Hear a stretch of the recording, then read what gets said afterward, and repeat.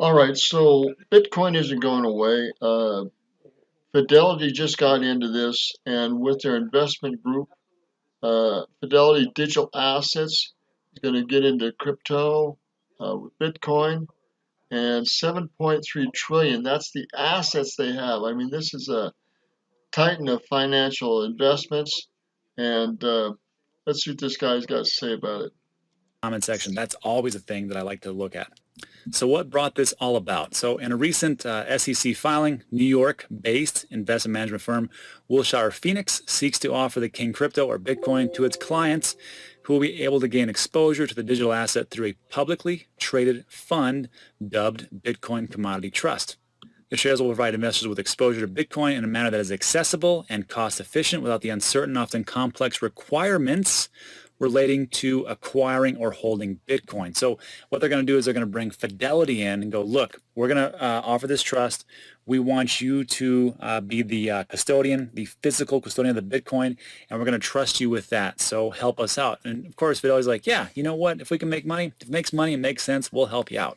And just for verification, it states the Bitcoin, will be held by Fidelity Digital Asset Services, LLC, the Bitcoin custodian, or FDAS, on behalf of the trust. And finally, on top of safeguarding and maintaining the trust Bitcoin, Fidelity is asked to sell or purchase Bitcoin on behalf of Wilshire Phoenix. While most of the fund's Bitcoin will be stored in Fidelity's Omnibus wallet, a certain percentage of the Bitcoin will be held in cold storage. So they are going to be doing all the heavy lifting, as it were, just to store and be responsible for all that Bitcoin.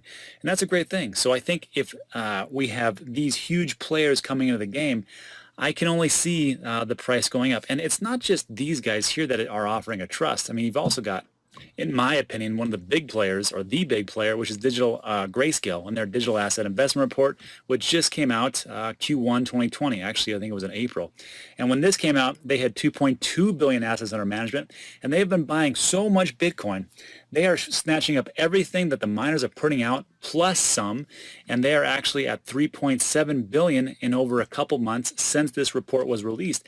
And as far as like institutional investors, look, the first quarter of 2020, the majority of investment came from institutional investors dominated by hedge funds.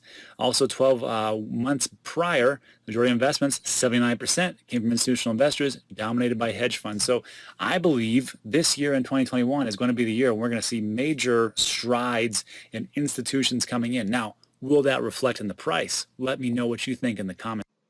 I think it will, but they also know that uh, the fiat money, the other investment vehicles, are not going to produce like they need.